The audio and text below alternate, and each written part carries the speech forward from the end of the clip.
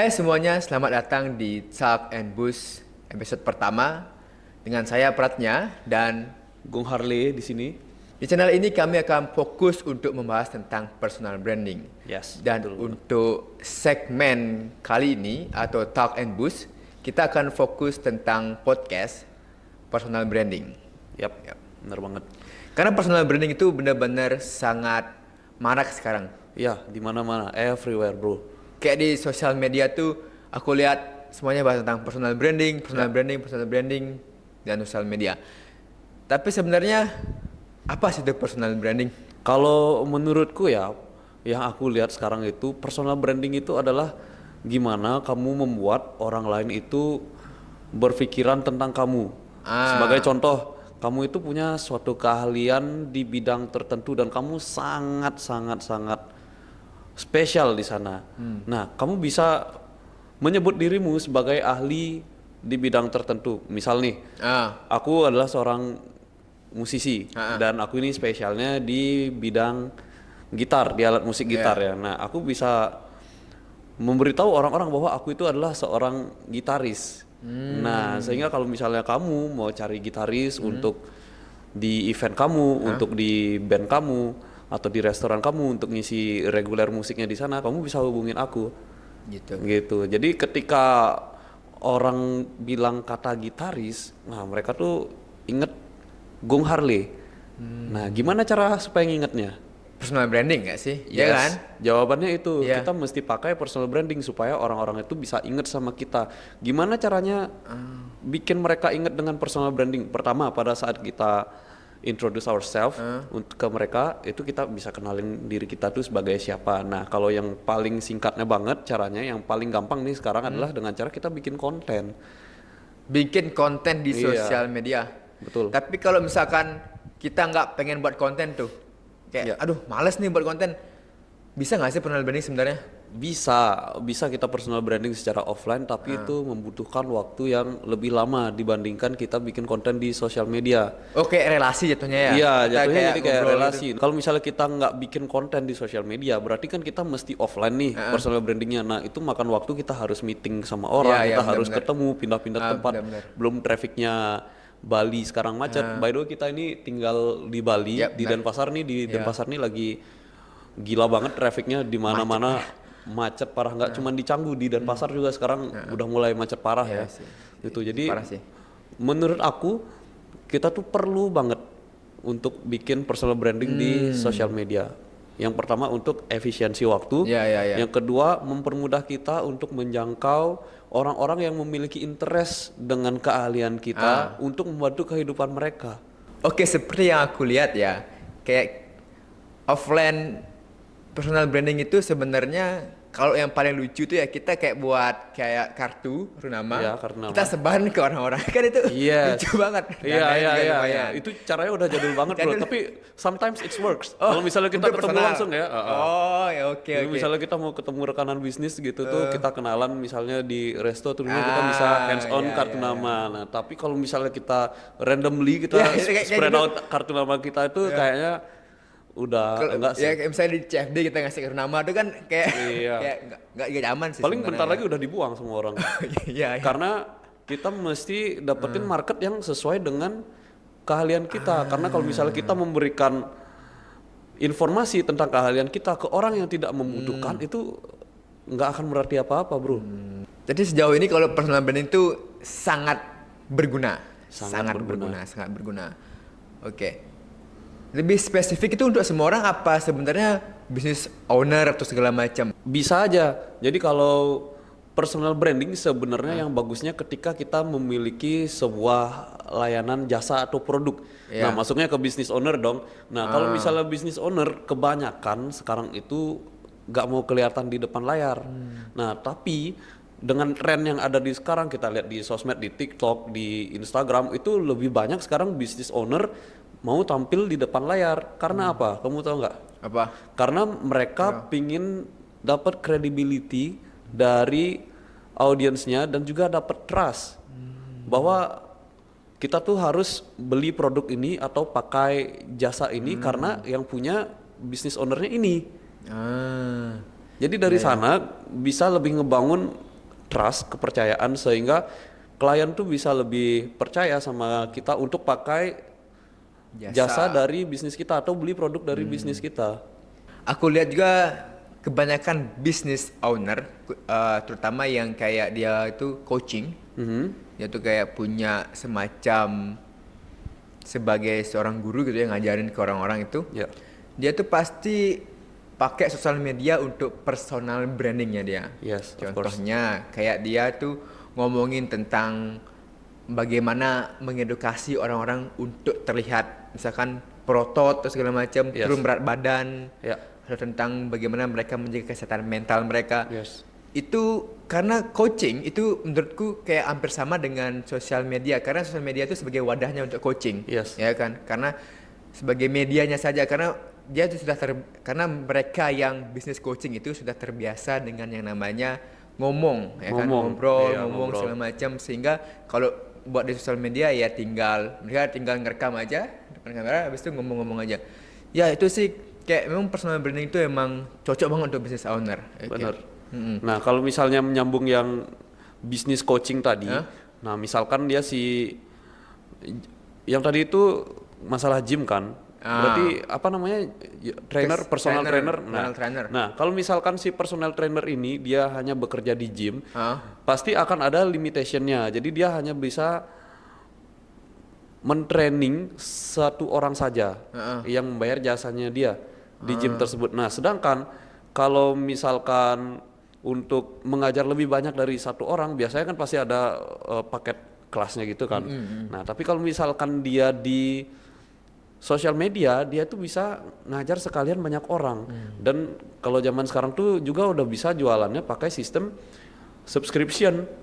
Jadi mereka bisa bikin eksklusif konten, dia rekam kontennya sekali, dia posting di sosial medianya, tapi kalau orang-orang mau akses itu mesti berbayar. Jadi kan lebih efisiensi waktu untuk bekerjanya, tapi penghasilan bisa lebih banyak kan. Gitu. Oke. Jadi kalau misalkan aku nih pribadi kan punya bisnis coaching nih. Contohnya kayak jadi contoh aja misalkan personal trainer kayak tadi di gym tuh. Gimana caranya aku mulai personal branding gitu di sosial media? Apa yang harus aku lakukan pertama kali biar bisa aku dapat misalkan terus berkembang lah? Oke. Yang jelas kamu mesti spesifik memperkenalkan diri kamu dan konsisten di sosial media itu sebagai siapa. Oke, kalau sekarang berarti kamu mau jadi fitness trainer, personal trainer gitu kan. Jadi kamu mesti memperkenalkan diri kamu dengan cara membuat konten-konten video reels, ya aku lebih spesifik bikinnya ke reels. Ya.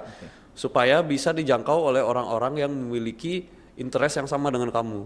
Jadi kamu mesti bikin reels tentang misalkan bagaimana caranya melatih otot bicep hanya dengan misalnya alat-alat DIY yang kamu bikin sendiri. Di rumah ya. Di rumah, karena workout gitu. Iya, benar, workout, karena banyak juga nih orang-orang yang pingin sehat, pingin angkat beban, tapi mereka memilih untuk cara yang DIY gitu, atau yang lebih hemat budget gitu.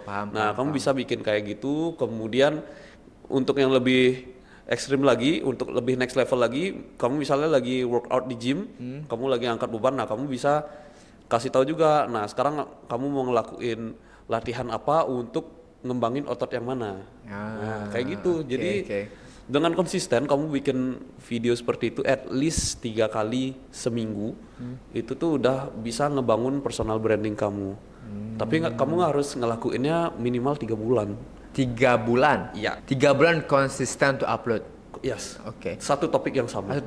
Jadi yang pertama yang aku lakukan adalah untuk membuat personaku kayak gimana. Yang kedua aku upload di reels. Dan yang ketiga aku buat kayak topik yang semenarik mungkin gitu ya. Iya. Oke. Selama 3 bulan tuh kayaknya cukup lumayan lama, tapi menurutku nggak terlalu lama banget, kayak misalkan 6 bulan tuh terlalu lama, tapi 3 bulan cukup. Kenapa 3 bulan? Karena gini, sosial media itu mereka punya algoritma. Algoritma itu perlu mempelajari bagaimana habitnya kita dalam mencari konten, apa ketertarikan kita. Nah, kurang lebih butuh waktu 3 bulan untuk mereka untuk bisa nge-boost konten yang kita buat ke audiens yang tepat, yang punya interest yang sama dengan apa yang kita buat gitu. Sehingga setelah 3 bulan itu kamu konsisten, kamu kemas dengan cara yang menarik, storytellingnya yang menarik, itu pasti akan bisa mengundang audiens lebih banyak lagi. Oh gitu. Yes. Berarti aku harus upload di Reels dengan tipe konten, misalkan aku pengen ngejangkau orang yang newbie, yang pengen ke gym. Jadi aku harus membuat konten yang edukasi kah, konten yang aku harus kayak latihan keras-keras kah biar kelihatan gagah ototnya segala macam, atau mungkin aku yang agak lucu gitu. Masih bingung sebenarnya, kayak karena kan target audiens juga tuh newbie, aku pengen yang kayak newbie Sekarang based on dari target audiens yang kamu mau. Iya.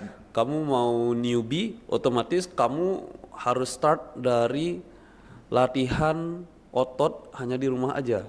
Dari sana berarti edukasi nih. Edukasi. harus kasih edukasi dulu. Oke. Kenapa kamu harus kasih edukasi? Supaya mereka tahu bahwa kamu tuh punya pengetahuan, punya value di sana. Oke. Gitu. Kalau misalnya kamu hanya ngepost kamu lagi angkat beban yang berat-berat aja tanpa kamu ngomong, tanpa kasih tahu value apa, itu orang-orang bakal skip, bro. Skip. Yes. Tapi aku lihat di sosial media itu beberapa orang personal trainer dia nyoba buat bikin konten kayak 1 sampai 3 bulan. Ya. Habis itu dia udah stop gitu karena mungkin dia melihat views-nya itu turun. Oke. Itu yang menjadi permasalahan, dia kayak merasa aduh, kayaknya aku gagal ya buat personal branding di sosial media gitu. Sebenarnya untuk mengatasi hal itu kita harus konsisten terus upload konten, atau kita tinggal buat sesuatu hal yang aneh atau bagaimana. Oke, sekarang targetnya kamu mau dapat apa? Mau dapat views atau mau dapat klien? Untuk dapat klien, viewsnya mungkin ya bisalah next, yang bonus lah. Bagi aku, kalau kamu personal branding dengan tujuannya untuk mendapatkan klien, views itu jadinya nggak penting. Berapapun viewsnya, tapi dari konten yang kamu buat, kamu bisa dapat klien yang banyak. Oke. Lebih penting kliennya dong daripada viewsnya. Iya sih, karena kan butuh uang juga sebenarnya. Tapi kalau misalkan kamu mau dapat klien dan juga dapat views, berarti kamu mesti perhatikan basic faktor yang menyebabkan views kamu turun. Basic factor. Iya, basic faktor. Jadi kamu mesti lihat dari sebelumnya, konten itu kan pasti akan ada konten yang naik, pasti ada konten yang menengah dan konten yang turun. Nah, kamu coba bandingkan kontenmu pribadi sama yang lebih tinggi viewsnya dan juga yang lebih rendah. Kalau yang lebih tinggi ini namanya winning content. Nah, berarti kita lihat evaluasi konten yang lebih rendah ini kira-kira faktornya apa ya? Apakah dari cara kamu menyampaikan pesannya terlalu bertele-tele atau membosankan, atau isinya yang kurang bermanfaat bagi audiens, nggak ada yang relate. Nah, jadi kamu bisa evaluasi dulu, lihat ke dalam sana. Kalau misalnya kamu sudah dapetin nih apa yang harus diperbaiki, kamu bisa buat lagi. Karena kita buat konten itu untuk mendapatkan klien kan, untuk mendapatkan klien dan juga views. Tapi berapapun views yang kita dapatkan, setidaknya orang yang menonton itu mendapatkan value dan manfaat dari apa yang kita share. Walaupun kita bikin konten viewsnya cuma 100, ya berarti 100 orang itu udah dapat berkat dan pengetahuan dari kita. Nah, tapi kalau misalnya viewsnya itu banyak banget dan konten kita jadi viral, nah itu bonus ya. Untuk yang menyinggung tadi masalah tentang winning content, itu sebenarnya berapa views untuk winning content? Misalkan nih aku buat konten selama 3 bulan kan, kayak view-nya tuh sekitar 200-an ribu, mentok-mentok paling 1000. Apakah 1000 tuh sudah termasuk winning content sebenarnya? Tergantung. Sekarang tergantung dari standar yang kamu tetapkan. Ada yang winning content itu di 10.000, ada yang di 100.000, ada yang di 1 juta. Nah, itu beda-beda tergantung dari standar yang kamu tetapkan. Kalau aku sendiri dari pengalamanku ya, aku bikin konten di TikTok, itu ada satu konten yang tembus 1 juta views. Nah, sedangkan konten-konten yang lain tuh ada yang naik sampai 600.000 views, ada juga yang di bawah 100.000 views. Nah, itu kan beragam, padahal jenis kontennya sama, tapi dapat viewsnya itu beda-beda.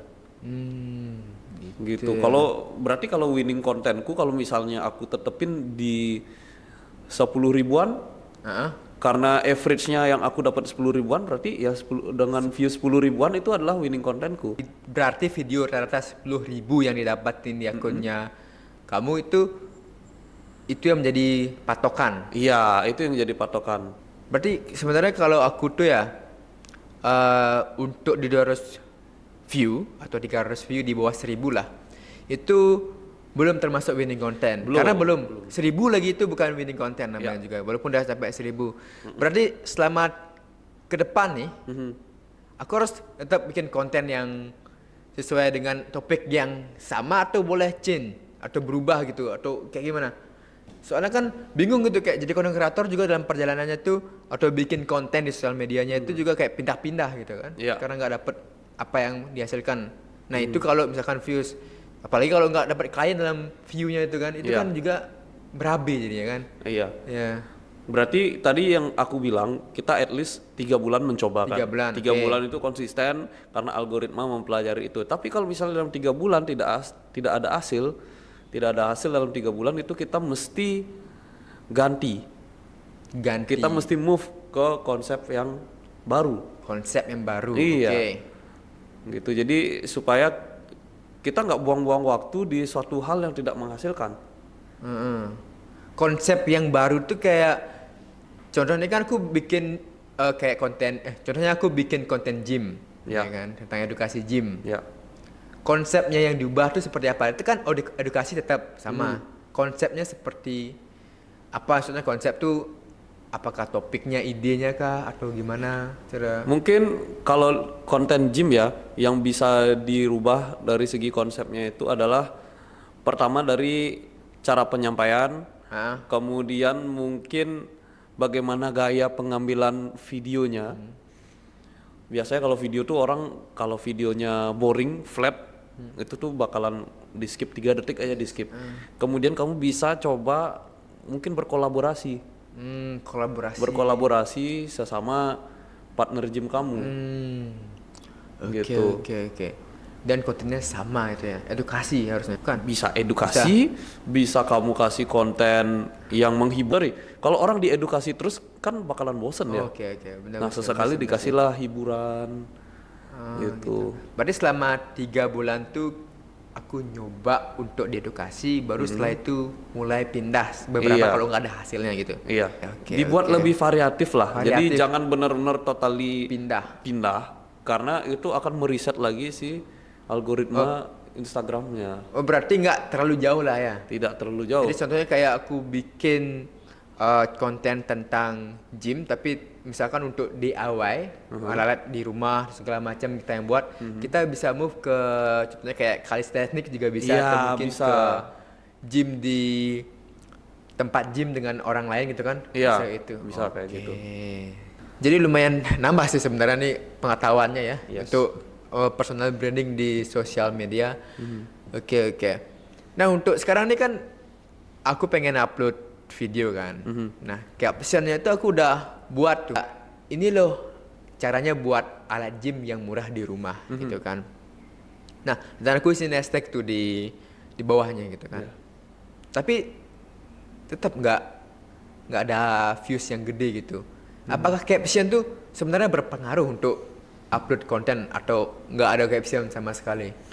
Kalau yang aku dengar sekarang itu, dan yang aku alami sekarang itu, lebih berpengaruh kita menaruh keyword yang tepat di caption kita. Hashtag tuh sekarang udah fungsinya udah kayak kurang ngaruh banget gitu, karena orang jarang banget buka hashtag kan. Nah tapi ketika di caption kita itu kita menempatkan kata kunci yang tepat, keyword yang tepat di sana, otomatis kalau orang melakukan pencarian kan pasti mencari sesuatu itu berdasarkan apa yang mereka butuhkan. Misalkan gym DIY, mereka cari kayak gitu. Nah ketika di video kita ada captionnya, ada kata kuncinya yang menyangkut gym DIY itu, mereka akan nge-boost video yang kita punya. Berarti gitu. Kata kunci di caption itu penting juga? Penting banget.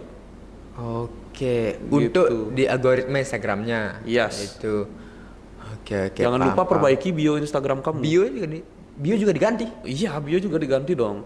Kan kalau misalnya orang buka Instagram kamu atau akun kamu di TikTok, yang paling pertama dilihat apa? Pasti profile dan juga bio. Profile bio. Ya kan, kalau misalkan di bio kamu tidak menjelaskan kamu itu siapa, apa keahlianmu, orang-orang ini akun nggak jelas. Nah, tapi kalau kamu menjelaskan di sana, nah orang-orang jadi tahu, oh perannya ini adalah fitness trainer, personal trainer. Nah, kalau misalkan aku mau belajar gym, aku bisa kontak peratnya. Kalau misalnya aku di Bali, aku bisa langsung ketemu langsung. Tapi kalau misalnya aku di luar Bali, aku bisa coaching online. Oh, gitu. Bener sih. Bio tuh penting banget ya. Bio penting, username juga penting. Username juga penting. Ya. Oh, gitu. Berarti ntar aku ubah kayak misalkan namaku Pratnya personal trainer gitu. Iya. Oke. Atau siap. fit with Pratnya. Fit with Pratnya, Iya, namanya juga. Nama username-nya bisa kayak gitu. Menarik. Mungkin aku akan pikirin untuk mengubah username kalau kayak gitu ya. Yes. Benar. Oke. Ini kan tadi bahas tentang soal bisnis coaching, semuanya tentang bisnis coaching. Sebenarnya personal branding itu apakah cocok banget untuk bisnis coaching aja atau bisa untuk bisnis yang lainnya gitu? Tentu saja kalau personal branding itu bisa untuk bisnis yang lainnya ya. Misalnya kamu lagi membangun sebuah brand yang memiliki sebuah produk. Nah, otomatis kamu harus memasarkan si produknya ini kan. Tapi kamu bisa menceritakan sesuatu di akun pribadi kamu untuk bisa nge-boost si produk yang kamu buat ini. Contohnya, kamu bisa bilang atau ceritain tentang gimana struggle-nya kamu dalam membangun brand ini. Nah, sehingga terciptalah sebuah produk yang namanya produk A. Gitu. Nah, dengan begitu orang ngelihat, wah, ini nih ownernya keren ya. Dia mengerti gimana cara membuat sebuah produk ini dari awal sampai selesai. Nah, sehingga mereka si calon customer kamu itu bisa jadi lebih percaya untuk membeli produk kamu karena ownernya aja ngerti tentang bahan-bahan yang digunakan. Pasti kualitasnya bagus dong. Apalagi ditambah kalau bonusnya harganya affordable. Benar. Berarti nggak cuma untuk bisnis coaching aja yang sebenarnya butuh personal branding, tapi bisnis yang kayak punya produk. Iya, tentu saja. Gitu. Aku udah ngelihat banyak banget sekarang bisnis owner yang punya produk itu turun langsung di dalam marketingnya di sosial media dengan membuat personal branding yang punya hubungan langsung dengan produk yang mereka punya. Sehingga aku sendiri memposisikan diri di customer ya. Aku melihat, wah, ini keren banget sih, ini bisnis ownernya sampai turun langsung, dia bisa menjelaskan tentang produk yang dia buat. Kemudian bagaimana dia bisa berada di titik sekarang dari yang sebelumnya nggak punya apa-apa bisa sekarang punya produk yang banyak, kemudian bisnisnya berkembang. Wah, itu keren banget sih, salut banget kalau misalnya lihat bisnis owner yang kayak gitu. Aku lihat juga di sosial media tuh memang mulai bisnis owner yang punya produk atau punya pabrik tuh personal branding di sosial media. Jadi mungkin mereka melihat bahwa potensi di sosial media itu benar-benar tinggi atau gila gitu kan. Sebenarnya kalau melihat dari potensi itu aku belum tahu pasti apa besar potensinya personal branding bagi business owner. Ada nggak sih kayak contohnya business owner yang udah mencapai targetnya untuk personal branding itu apa dampak yang berguna bagi mereka gitu? Oke. Aku buka aja ya, aku juga kebetulan adalah seorang business owner. Aku punya studio musik sendiri kan. Siap. Di luar aku mengajar gitar, di luar aku juga di The Beat Creative Content ini, aku juga punya studio musik. Nah, dampaknya dengan kehadiranku di konten-konten yang ada di musik studioku itu membuat orang lebih trust untuk latihan di studio musik yang aku punya. Nah, trustnya itu gimana? Trustnya itu gimana? Karena pertama orang melihat figurku. Aku tuh adalah seorang musisi yang main gitar itu di Bali udah hampir 20 tahun. Nah, kemudian juga aku dapat endorse dari salah satu brand gitar lokal di Indonesia. Dan itu adalah sebuah perjalanan yang panjang kan, sampai ada brand yang bisa percaya sama aku untuk menggunakan produknya. Nah, dengan aku ada di sana, di positioning itu, bisa memberitahu bahwa aku punya studio musik, yang tercipta di pikiran dari calon customer apa? Wah, kalau misalnya latihan di studionya Gung Harley ini bakalan bagus ya alat-alatnya, karena yang punya sendiri itu adalah musisi juga. Pasti dia tahu alat apa yang bagus dan layak digunakan di studio musik untuk latihan. Itu, jadi kepercayaan itu yang didapatkan oleh business owner. Karena dari customernya itu udah melihat siapa pemiliknya, kemudian apa yang sudah dia buat oleh si pemilik itu di sosial media, apa yang dia sudah ketahui, prestasinya apa, sehingga mereka bisa lebih percaya memilih layanan jasa yang dimiliki oleh si business owner itu. Bener sih. Jadinya seperti brand ambassador untuk bisnisnya sendiri kan? Yes, of course. Kan? Yeah. Karena kita nggak perlu lagi nyewa brand ambassador untuk bisnis kita sendiri gitu jadinya kan? Bener. Oke, I see. Itu dan itu sangat-sangat berdampak ke sales. Ke sales? Iya. Okay. Berarti lebih meningkat gitu? Lebih meningkat, pastinya lebih meningkat. Apa contohnya kayak misalkan di awal tidak personal branding dengan di personal brandingnya itu, apakah ada dampaknya? Ada banget. Biasanya kalau dari memperlihatkan si studionya aja ya, itu tuh ya hanya orang-orang lihat berseliweran aja tanpa tahu, dan bisa diem di page Instagram yang aku buat. Nah, tapi ketika aku muncul di sana, aku memberikan edukasi alat-alat apa aja yang disediakan, kenapa demikian. Itu orang-orang jadi lebih banyak stay di kontennya, itu yang pertama. Nah, setelah stay di kontennya, ketika mereka percaya dengan apa yang aku sediakan, mereka langsung kontak, mau booking. Atau at least mereka tanya price listnya dulu. Oke. Kalau orang sudah sampai tanya price listnya, mereka udah langsung kontak kita lewat kontak person yang kita sediakan di sana, itu sudah namanya leads. Leads itu adalah potensial klien. Oke. Orang-orang yang berpotensi akan menggunakan jasa kita. Nah, kalau misalkan seperti Bligung nih, ya kan, udah 20 tahun bermain gitar, habis itu juga membuat konten gitu kan. Ya. Ini kan memang itu sebagai apa namanya itu modal ya, 20 tahun bermain gitar itu kan, sehingga bisalah untuk menjual. Tapi kalau misalkan business owner nih yang nggak punya begitu modal dalam artian tidak punya apa yang ingin dijual dalam dirinya gitu, yang baru berintis misalkan 6 bulan, setahun punya bisnis gitu, tapi pengen growth di sosial media untuk bisnis. Oke, apa yang harus dia lakukan?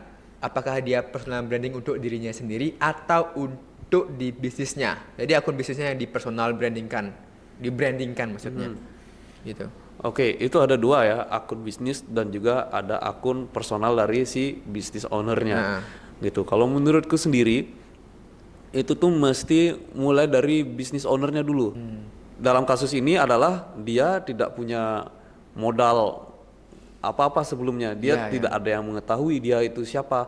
Nah, dari sanalah kamu bisa muncul dengan storytelling yang menceritakan bahwa kamu merintis itu dari nol, membuat suatu produk itu atau suatu brand itu dari nol dulu.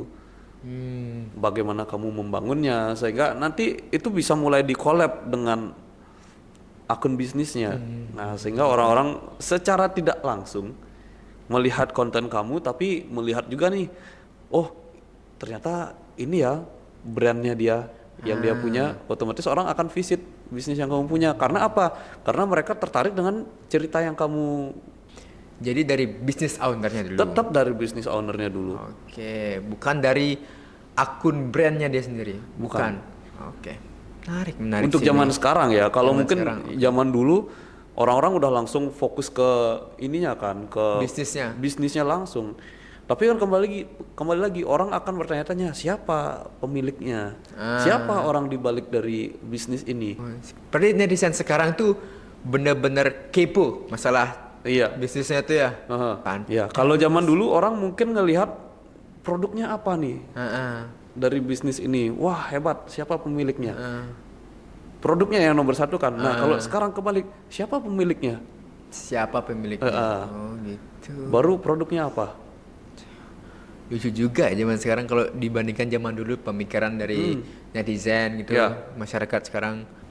Bisnis itu kita harus tahu siapa yang punya biar kredibilitas dari bisnis itu kita tahu. Aku lihat juga kayak bisnis punya artis, teater muslim yang punya bebek carok itu kan mereka dari personal branding juga kan. Ya itu yang aku lihat juga kayak oke juga nih personal branding untuk yang punya bisnis F&B gitu segala macam. Coba deh sekarang kalau misalnya kita lihat Raffi Ahmad deh buka bisnis di mana pasti langsung viral kan? Iya karena benar. Pemiliknya siapa? Raffi Ahmad. Kenapa orang mau ke sana beli? Karena ini punyanya Raffi Ahmad. Oke, menarik sih itu, menarik. Ya, mungkin nanti ke depannya aku akan coba untuk fokus ke personal aja. Juga untuk teman-teman yang misalkan punya bisnis atau punya bisnis coaching gitu kan, bisa banget untuk yang namanya mulai personal branding di sosial media. Harus banget mulai personal branding dari sekarang. Kalau nggak mulai sekarang kamu bakal terlambat. Oke gitu. Nah, untuk posting nih, sebenarnya selama sebulan tuh atau selama 2 bulan, 3 bulan, seminggu deh, berapa kali kita harus mengupload konten ke Reels? 3-4 kali sih optimalnya. Kalau misalnya setiap hari banget itu orang-orang bakal jenuh. Wah konten kemarin ya belum selesai nonton, apalagi sekarang nih udah ada konten baru lagi. Gitu. Tapi ada beberapa kreator yang aku lihat itu memang kayak posting konten setiap hari, every single day. Mungkin mereka punya komitmen untuk dirinya sendiri bahwa mereka itu harus memposting konten setiap hari. Nggak salah, itu bagus juga. Tapi karena mereka punya komitmen yang itu. Tapi kalau misalnya kita memposisikan diri sebagai business owner, itu kan pasti akan ada kesibukan meeting, kita harus research and development untuk produk yang mau kita buat atau layanan jasa yang kita buat, itu kan pasti akan menghabiskan waktu juga di sana. Jadi semaksimal mungkin bisa mungkin paling banyak 4 konten, tapi better kita bikin kontennya itu di stok dulu. Jadi 1 kali take kita langsung bikin beberapa konten karena mengingat lagi waktu yang kita punya sebagai business owner itu tidak banyak, tidak se-fleksibel yang memang full time di content creator. Oke, karena beda jatuhnya ya. Dia kan business owner bukan content creator. Content creator kan pembuat konten, jadi dia bisa kayak komitmen untuk sehari ngupload konten. Nah, tapi kan itu kan kalau kesibukan sebagai business owner. Tapi kalau misalkan business ownernya itu udah mulai kaya gitu kan, kayak udah sukses lah ibarat kata. Udah financial freedom lah ya. Iya, itu cocoknya untuk algoritma nih, untuk Instagram nih, Instagram Reels. Itu per minggu tuh cocoknya berapa kita upload? Apakah itu berpengaruh jumlah uploadnya terhadap konten yang kita buat di sosial media, contohnya di Instagram Reels? Lebih ke arah ini sih dari isi kontennya. Isinya ya paling isi kontennya yang mau di-share itu untuk yang pebisnis yang udah sukses, yang udah kaya raya, udah financial freedom, itu mau bahas apa. Karena banyak juga sekarang pebisnis yang udah kaya raya itu bikin kontennya tuh bagi-bagi uang. Ya, dengan kamu sudah kaya raya, udah financial freedom, kemudian bagi-bagi uang, itu seminggu sekali aja deh. Orang tuh bakal nungguin terus kamu bikin konten.